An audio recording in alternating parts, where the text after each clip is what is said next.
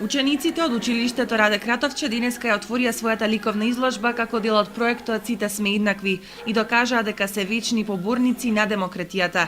Преку изработка на ликовни творби и разгледници, дел од нив успеа да се здобијат со награди и пофалници, но неважното од се е дека заеднички ја научија лекцијата и не пренесоа дека дискриминација не треба да постои ни по било каква основа.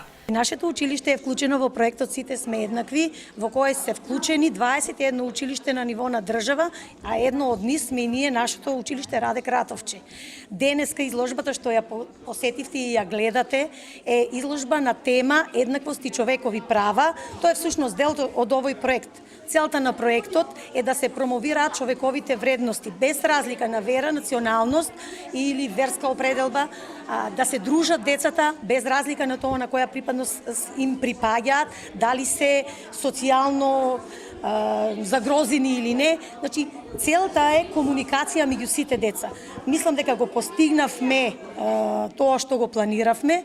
Учесници на оваа ликовна изложба има од неколку училишта од општината, иако конкурсот беше испратен до сите училишта, значи се одзваа на поканата.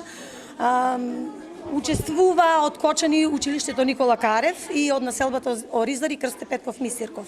Децата изработуваат на тема еднаквост и човекови права. Значи детските права, заштита, ако ја погледнете, цртежи во различни техники, кој како си ја замислуваше еднаквоста меѓу луѓето, Инаку Еко-училиштето како дел од овој проект до крајот на учебната година има за задача да организира уште 3 кампањи.